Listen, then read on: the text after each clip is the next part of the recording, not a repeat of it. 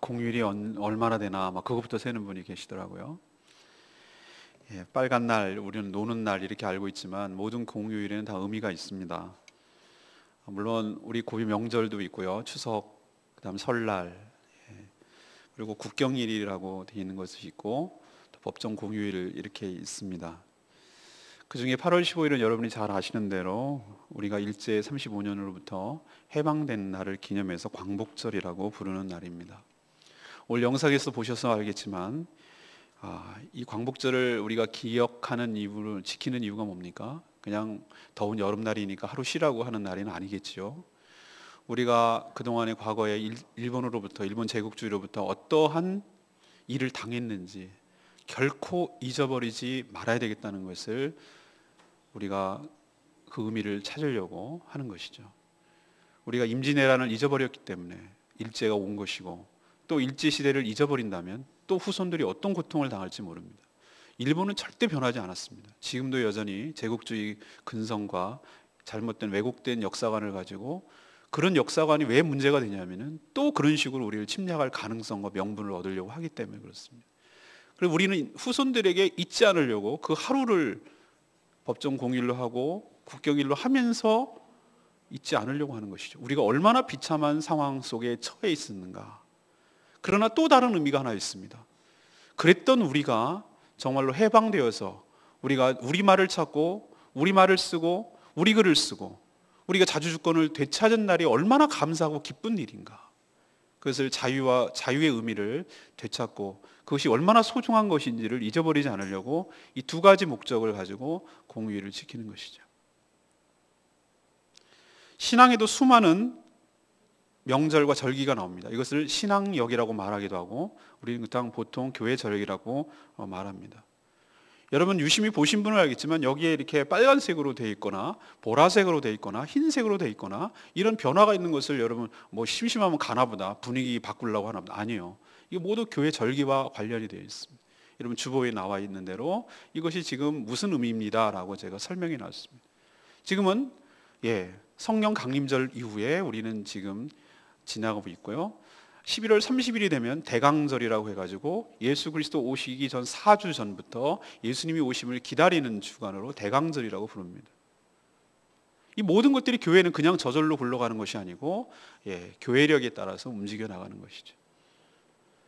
우리가 광복절 이런 식으로 명절만 있는 것이 아니라 국경일이 있듯이 우리나라에만 들어온 것이 또 있습니다. 5월달 되면 어버이주일, 어린이주일, 스승의 주일 이런 것들은 성경에는 없지만 우리들이 추가적으로 현대에 맞춰서 다시 지키는 것이죠. 이런 식으로 구성돼서 교회에는 1년 동안의 흐름이 이어지는 것입니다. 그래서 우리는 조만간에 추수감사절을 다음 달 세 번째 주에 맞게 될 것이고요. 또 조금 있으면 성탄절을 준비하게 될 것입니다. 성탄절이 끝나면 사순절이 시작되고요. 사순절 주님의 고난을 기억하고다가 마지막 한 주는 고난주간을 지키게 될 것이고요. 고난주간 마지막 끝에는 예수 그리스도의 부활하신 부활절을 지키게 됩니다. 부활절 이후에 50일이 지나면 성경강림절, 오순절을 지키게 됩니다. 그리고 또 한동안 있다가 이제 오늘을 맞게 되는 것이죠. 추수감사절을. 그러면 이게 어디에 근거한 겁니까? 성경에 근거한 것입니다. 밑도 끝도 없이 나온 것이 아니고 다 철저하게 성경에 근거한 것입니다. 오늘 하나님께서 뭐라고 말씀하신 여러분이 읽었던 대로 16절 보십시오. 너희 가운데 모든 남자는 1년에 3번 의무적으로 해야 되는데 무교절, 칠칠절, 초막절 이것을 지키라고 하셨어요. 이 3대 절기라고 말하는 구약의 3대 절기가 있습니다. 근데 이 3대 절기가 나에게 무슨 의미인가? 우리는 구약에 살지도 않고 지금 우리는 이스라엘 사람도 아니고 그럼 이게 나한테 어떤 의미가 있습니까? 그럼 나보고 어떻게 하라는 얘기입니까? 저희 보고 어떻게 하라는 의미입니까? 이것이 우리 신앙에 어떤 의미가 있는 것입니까? 라고 여러분들에게 질문할 수 있겠죠. 여러분 스스로 질문할 수 있겠죠.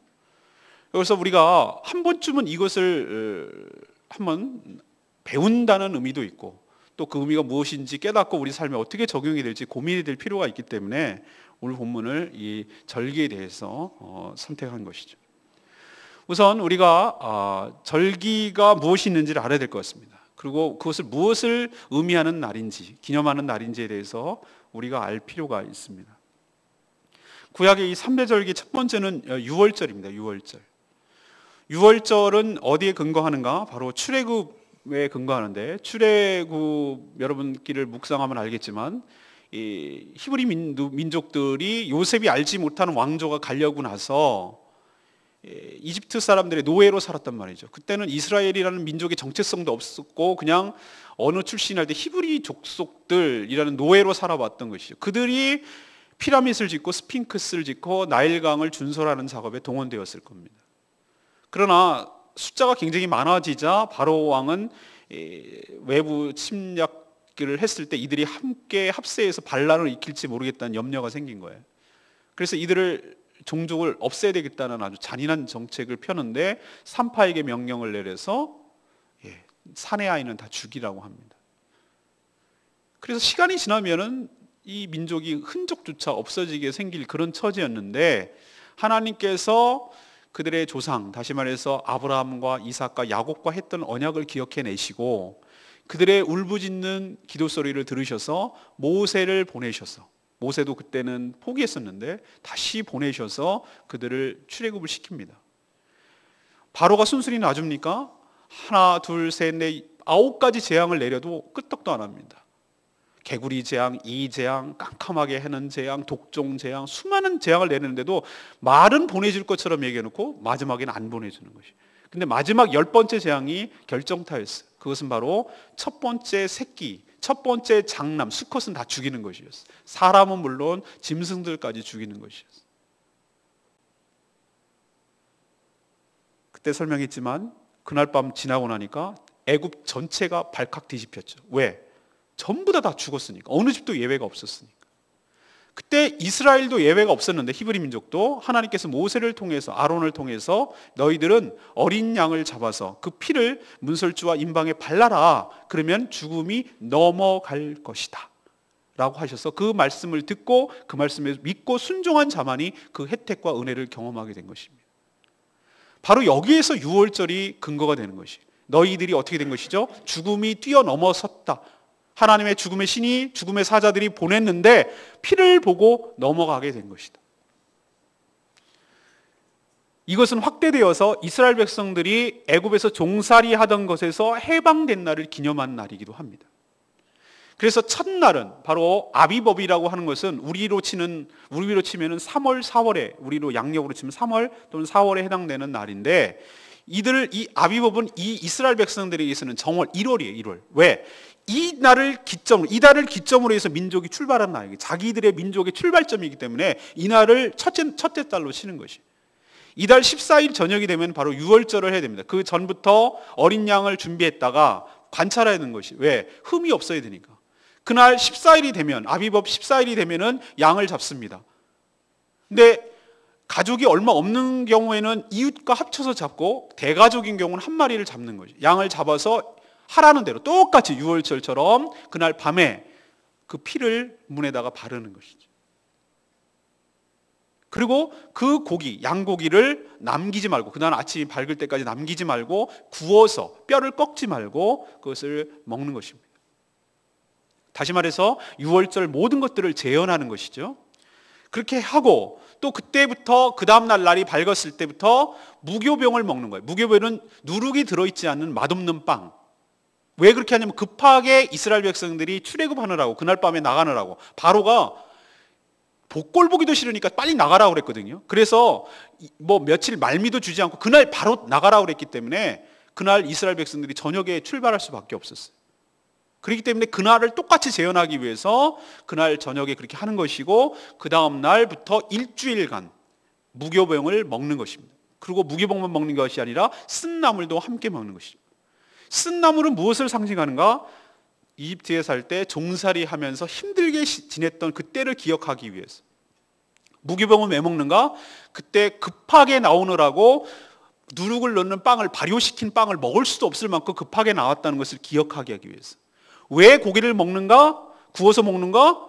뼈를 꺾지 않는가? 그때는 그때 몰랐어요. 예수 그리스도께서 유월절 어린 양이라는 것을 기억하고 십자가를 달 때 뼈를 꺾지 아니하고 그 통째로 그 뜨거운 불에 구운 것처럼 예수 그리스도께서 고난을 당하셨다는 것을 나중에 깨닫게 하기 위해서 그것을 지키도록 했는데, 그 당시에는 남기지 말란 얘기는 너희들의 은혜가 흘러나가지 않도록 하고 너희들 택한 백성, 다시 말해 약속을 언약을 믿는 자들에게 은혜가 고스란히 가게 하기 위해서 그것을 하도록 한 것이죠. 한마디로 말해서 이 유월절을 지키라고 하는 것은 너희들의 민족의 출발점이기도 하고 너희들이 해방된 날이기도 하고 너희들이 핏값으로 어린 양의 그 핏값으로 너희들이 목숨을 건져낸 날인 것을 절대 잃어버리지 말고 계속해서 해마다 지키라는 의미로 그 유월절을 지키도록 한 것입니다. 두 번째 명절은 뭐냐면은 77절입니다. 77절의 다른 말은 맥추절이라고도 부릅니다. 77절이라고 말하는 것은 이 유월절이 지나고 나서 7주가 지난 날을 말합니다. 7 곱하기 7 하니까 77이 49죠. 그리고 49의 그 다음 날이 50일입니다. 그래서 오순절이라고 부르기도 합니다. 그때는 뭐가 의미 있는 날이냐 하면은 그 해 첫 번째 밀과 보리를 추수해서 걷어들인 날입니다.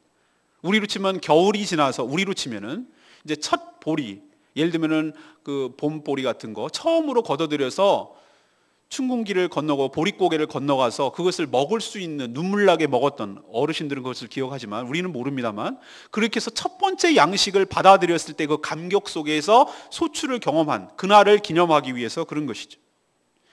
이 77절은 새로운 출발을 상징합니다. 하나님께서 올해도 처음으로 우리에게 추수를 주셨으니 지금부터 시작되는 모든 추수가 연말까지 추수할 때까지 계속 이어지게 될 줄로 믿습니다. 우리의 모든 삶을 하나님께서 책임져 주실 줄로 믿습니다. 하나님, 올해도 우리에게 먹을 것을 주신, 시작을 주신 하나님께 감사를 드립니다. 라는 의미로 이 77절 바로 맥추절을 지켰죠.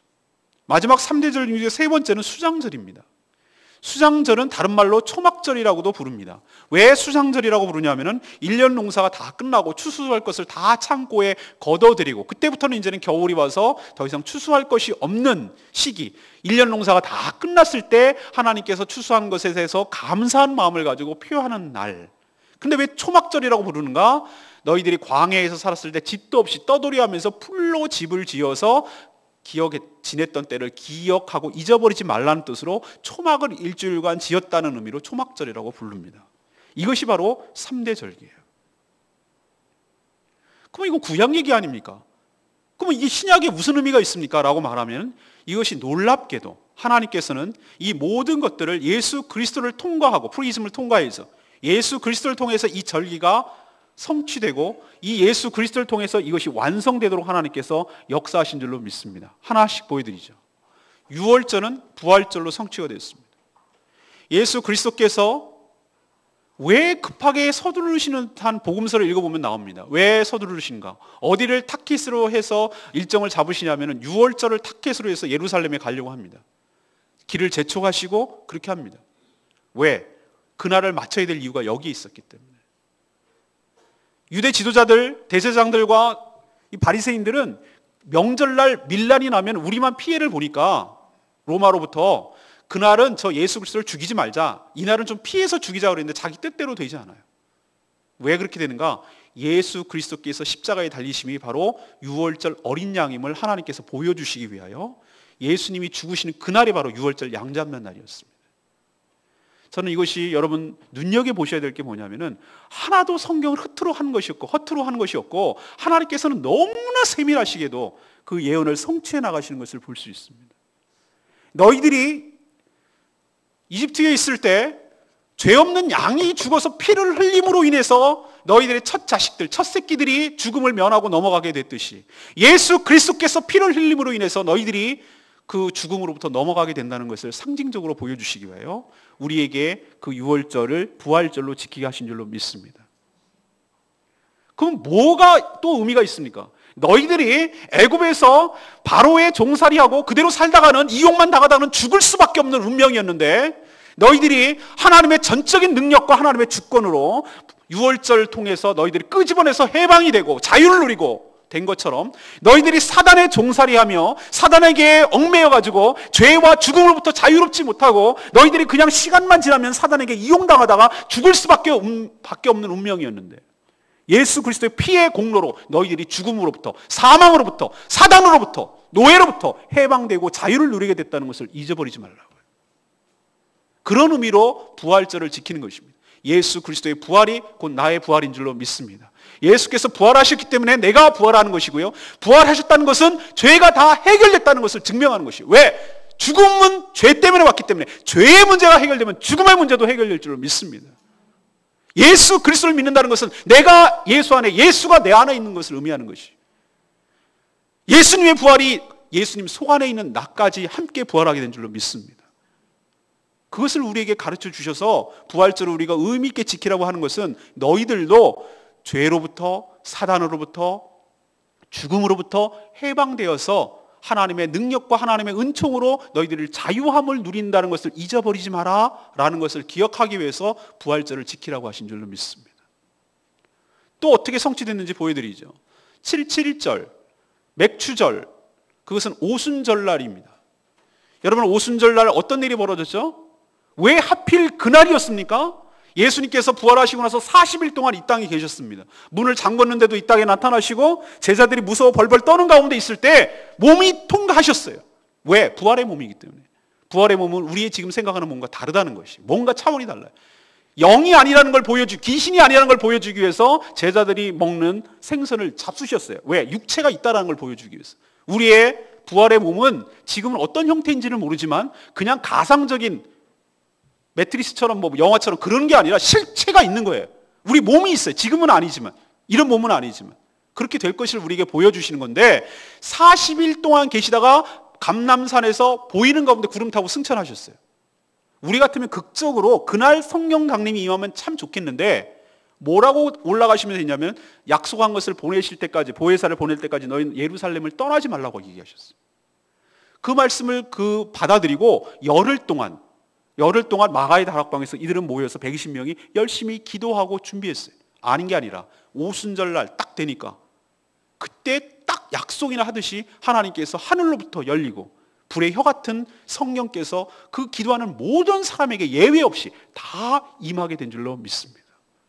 그래서 놀라운 역사가 일어나기 시작하는데, 겁쟁이들이 갑자기 담대해져서 복음을 전하질 않나, 방언을 한 번도 한 적이 없는데 방언으로 기도하질 않나, 복음을 담대히 전하니 하루에 3,000명씩 회개하고 주님께 돌아오는 역사가 그때부터 시작되고 자연스럽게 초대교회라고 하는 예루살렘 교회가 형성된 줄로 믿습니다. 오순절날이 무슨 달인 줄 아십니까? 바로 성령 강림절입니다. 성령 강림을 통하여 우리에게 첫 번째 추수라고 할 수 있는 교회의 첫 번째 열매가 생겨난 줄로 믿습니다. 초대교회라고 하는 첫 번째 교회가 하나님의 은혜로부터 시작된 줄로 믿습니다. 맥추절날 너희들이 처음으로 추수를 해서 열매를 거둬들인 것처럼 하나님께서 성령으로 강림하사 앞으로 전개될, 계속해서 이제 교회가 생겨날 것인데, 첫 번째 추수라고 할 수 있는 예루살렘 교회가 형성되므로 이 추수를 볼 때 앞으로 계속해서 이런 교회가 생겨날 것이고, 마지막 창고에 쌓을 때까지 계속해서 하나님의 때는 이루어지고 추수할 것이 계속 이어지게 될 것이라는 것을 우리에게 상징적으로 보여주시고, 교회의 첫 출발을 우리에게 주시고, 모두 다 보편적으로 성령 예수 그리스도를 믿을 때 보편적으로 성령을 받게 된다는 것을 우리에게 가르쳐 주시기 위하여 교회의 생일이자 성령 주심을 인하여 너희들이 기억하고 감사라는 의미로 우리에게 성령 강림절, 오순절날로 우리는 지키라고 하나님께서 역사하시고 은혜를 주신 줄로 믿습니다. 그렇기 때문에 우리는 그날을 지키는 거예요. 마지막 세 번째는 무엇입니까? 수장절입니다. 모든 알곡 추수가 끝나고 그리고 천국에 다 쌓일 그날, 요거 하나만 성취되지 않았어요. 이것이 성취되는 날은 바로 예수님께서 오시는 날이에요. 왜? 지금부터 우리는 영적 추수라고 말합니다. 영적 추수란 우리가 말하는 밀 이삭이 아니라 사람의 영혼을 말하는 것이에요. 지금도 수없이 휘어져가지고 우리의 낫을 대기를 기다리고 있는 영적 추수할 것이 얼마나 많아요. 예수님께서 뭐라고 그랬어요? 추수할 것은 너무너무 널렸는데 추수할 일꾼이 부족하니 주인에게 추수할 일꾼을 보내달라고 너희들 하라, 이 얘기잖아요. 이게 뭘 말하는 줄 아십니까? 우리 영혼이 차곡차곡 천국 창고에 다 쌓아오는 그날, 하나님께서 예상하고 계획한 대로 하나님께서 모든 추수가 끝나는 그날, 그때 바로서 천국에서 주님이 재림하시고 천국에서 천국 잔치가 벌어지게 될 줄로 믿습니다. 그것이 아직 완성되지 않았어요. 성취되는. 그러나 우리는 성취될 것을 기대하면서, 즉 무엇을 지키는가? 추수감사절을 지키는 것이에요. 하나님, 우리는 두 가지 의미를 가져야 돼요. 육적인 의미로 이 생활적인 면에서 하나님 1년 동안 저희들이 먹고 살고 살아갈 수 있는 터전을 주시고 건강 주시고 직장 주시고 일터 주시고 직업 주시고 이 모든 것을 주셨음에 저희들이 하나님의 은혜를 누리고 살아가는 줄로 믿습니다. 하나님 감사합니다라는 의미이고 첫 번째 있고, 두 번째는 하나님 우리가 영적 추수가 되어서 하나님의 창고에 그 영혼이 들어가게 하심을 감사합니다. 저희들이 먼저 그렇게 은혜를 받았으니 아직도 이 놀라운 사실을 깨닫지 못하고 있는 사람들에게 영적 추수를 할 수 있도록 은혜를 부어주시고 우리가 추수꾼이 되게 하여 주시옵소서. 이런 두 가지 의미를 가지고 추수감사절을 지키는 것이죠. 그러니 이 구약의 3대 절기는 우리와 상관없는 것이 아니고 상관이 있습니다. 아주 깊이 관련이 있어요. 그렇기 때문에 이 구약 성경이 신약에 어떻게 연결되는지 우리 그 의미를 정확하게 알아야 되고, 우리가 지금 이 시기에 교회 절기를 지킬 때 이것이 어떻게 성취된 것인지, 그 의미가 어디서 출처가 어디서 근거했는지를 정확하게 알아서 지금도 우리가 온전히 지켜야 될 절기일 줄로 믿습니다. 두 번째는 무엇입니까?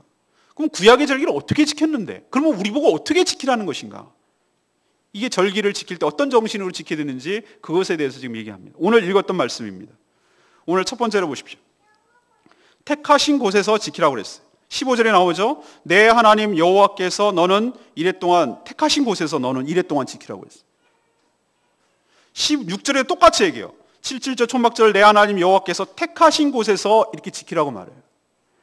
이 당시에는 성전, 성소라는 개념이 없었기 때문에 이렇게밖에 표현할 수가 없었어요.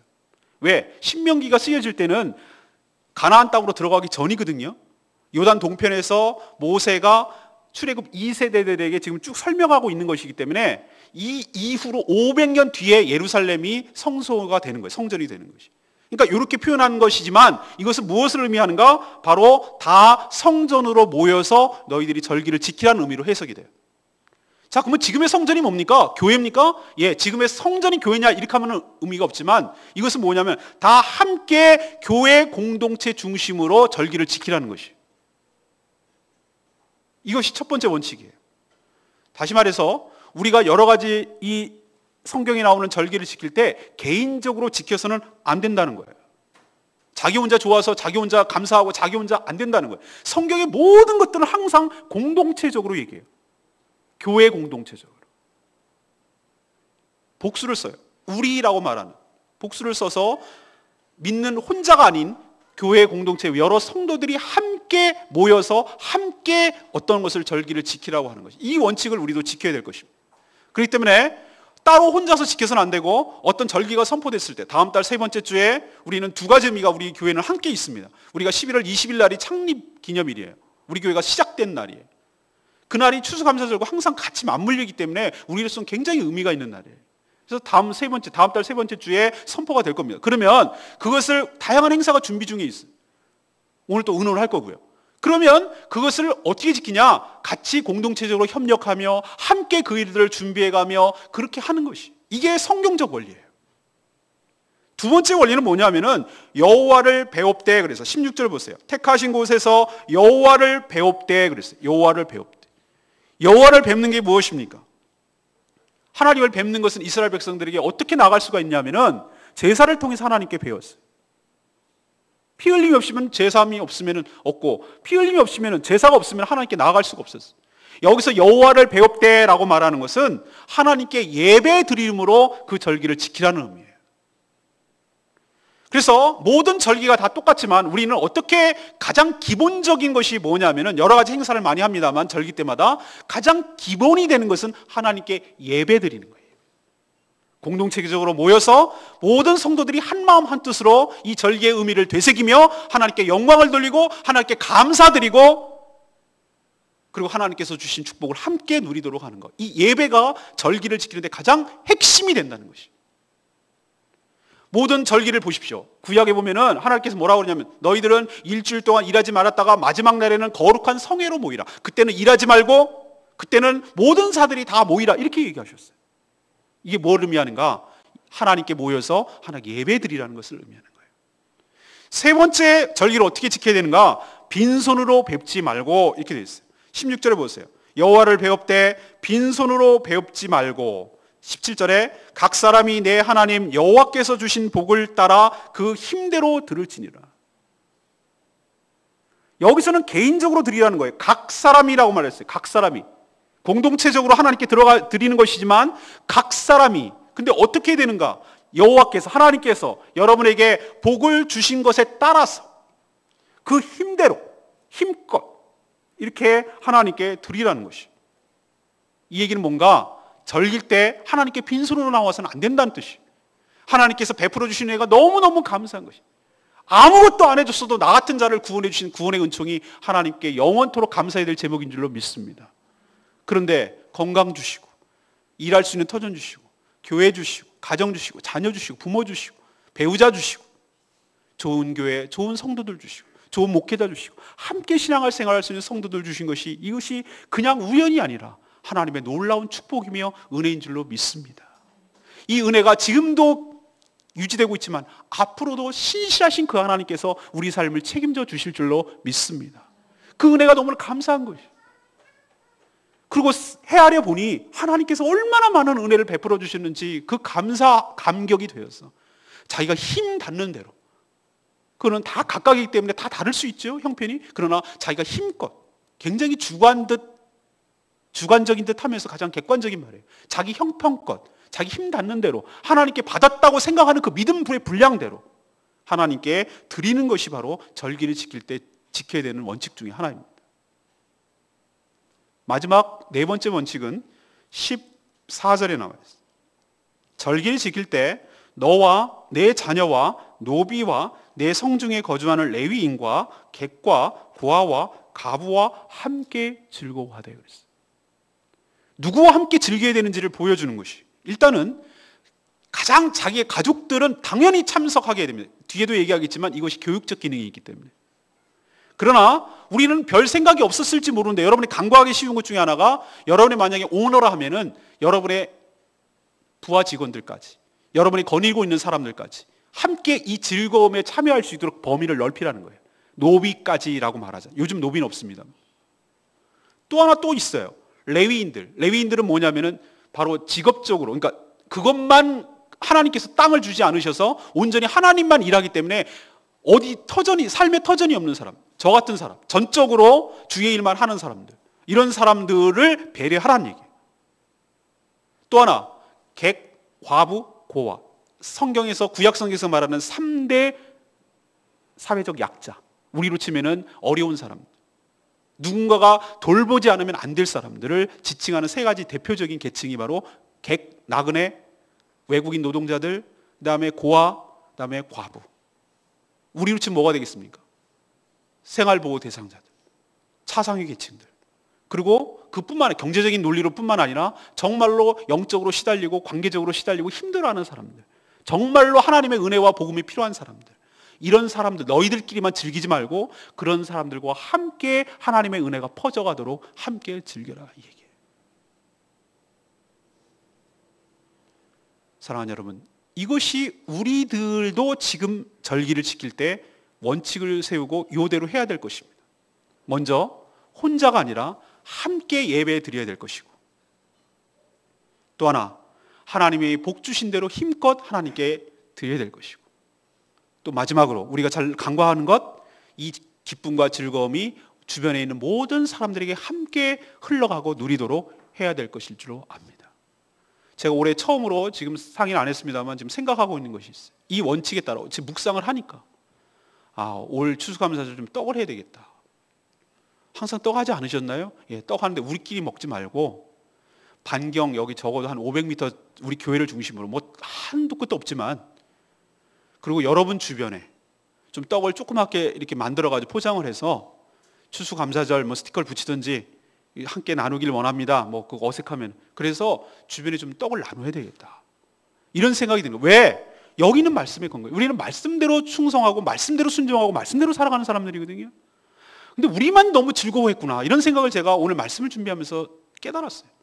이 즐거움이 모든 이거 그 사람들은 그게 무슨 의미인지는 모르겠지만 웬 떡이야 이러고 먹겠지만, 적어도 떡 먹는 즐거움이라도 그들에게 때가 되면 이때 뭐 주네, 부활절 되면 달걀 주네, 뭐 추수감사절이라고 뭐 떡이라도 주네 라는 것이 그들이 어렴풋하게 이분들은 이때는 함께 나눠 먹는 날이라고 생각하는구나 라는 것을 인식시키도록 하는 것이 성경적이겠구나, 이런 생각을 제가 하게 되는 것이, 이것이 바로 우리가 절기를 지킬 때 원칙이어야 될 줄로 압니다.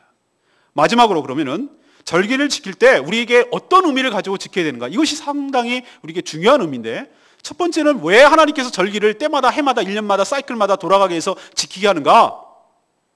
그 이유는 그거예요.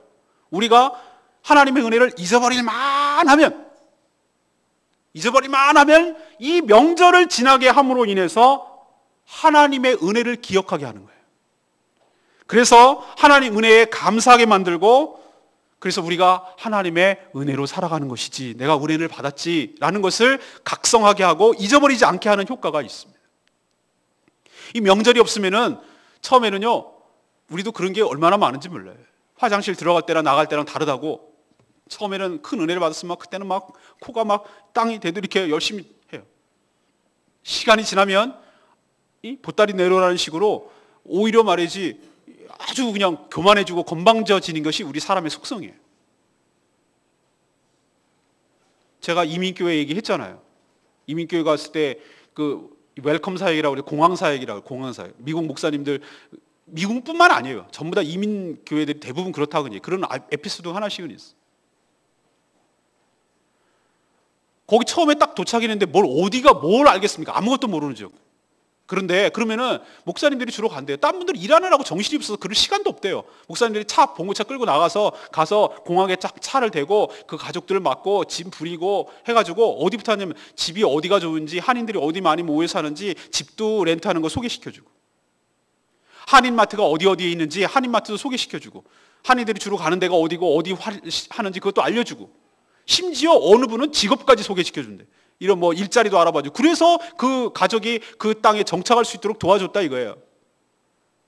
그래서 고마운 마음에 또 교회 가야 한인들을 만날 수 있으니까 교제권을 형성할 건 해가지고 교회 간다 이거예요. 근데 1년쯤 되니까 그 가정이 교회를 안 나오더래요. 그래서 목사님이 찾아가서 신방 갔대요. 그 분들이 하는 말이 가관이었어요. 목사님, 1년쯤 다녀주면 된 거 아닙니까? 뭘 또 바라세요? 이 정도면 충분하지 않습니까? 이게 바로 우리 인간이라고. 그 사람은 다녀준 거예요. 믿어준 거예요. 우리가 그런 경우가 얼마나 많은지 몰라요. 하나님이요? 하나님 믿어준 거예요. 교회 다녀준 거예요. 이런 폐악한, 이런 아주 사악한 인간들이 있기 때문에 그것이 아니라 우리가 순간순간 하나님께서 베풀어 주신 은혜로 사는 존재예요. 호흡처럼, 호흡하듯이. 하나님의 은혜가 끊어지면 우리는 죽을 수밖에 없는 존재라는 것을 어떻게 언제 깨닫게 되는가? 잊어버렸던 것이 다시 떠오르게 되는 순간이 절기라는 것이. 그렇지. 부활절 우리가 죽을 수밖에 없었지. 하나님의 은혜로 우리가 예수 그리스도의 피로 우리가 건짐을 받게 됐지. 그 구원의 은총이 하나님, 내가 아무런 자격이 없는데 하나님께서 전적인 은혜로 나를 구원해 주셨지. 이것을 그런 절기를 통해서 기억하고 상기하고 다시 한번 각성하게 되는 거죠.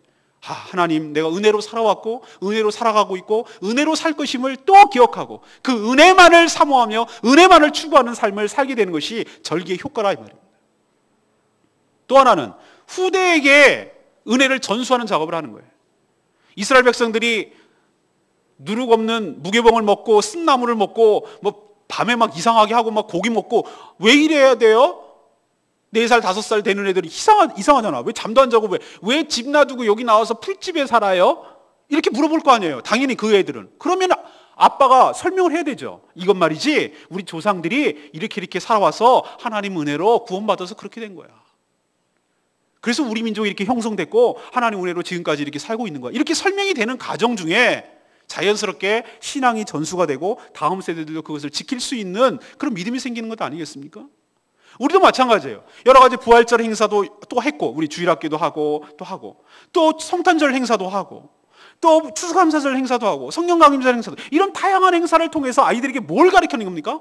그때 그 추억이 생각나는 거예요. 저도 어렸을 때 했던 성탄절날 전야에 새벽송 돌던 거 생각나고,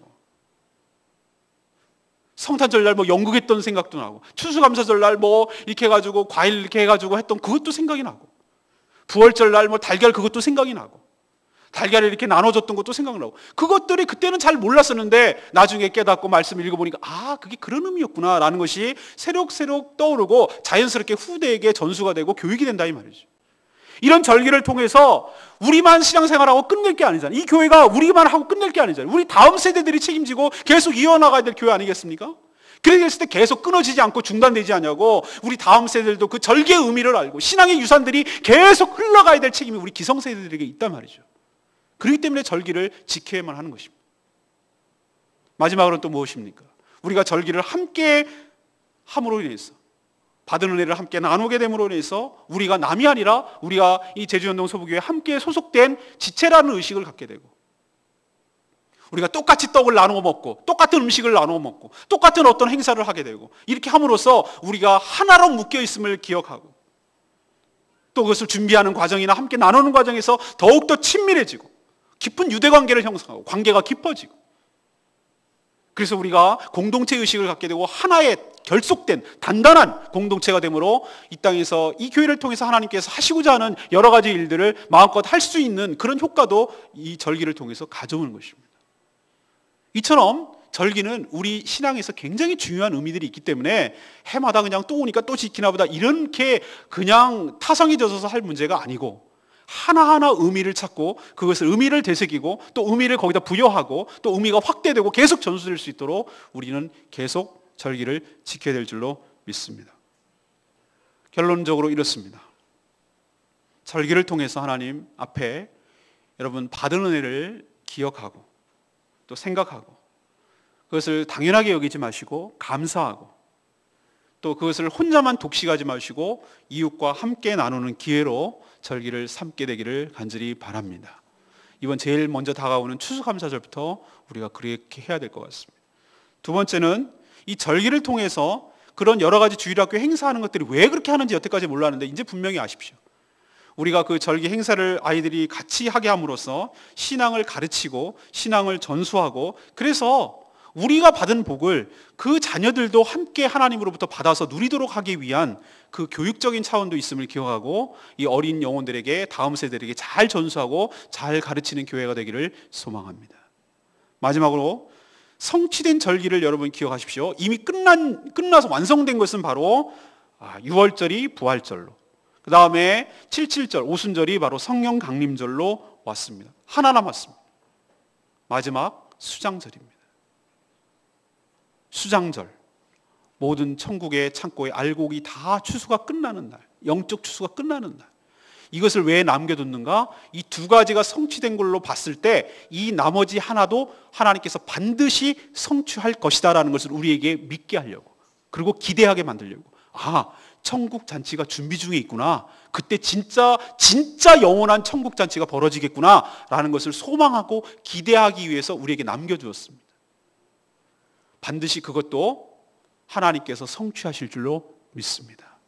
그것을 대망하며 그것을 소망하며 그것을 준비하며 살아가는 저와 여러분 되기를 간절히 축원합니다. 오늘 말씀 생각하면서 우리 찬양집 290장 부르고 기도하는 시간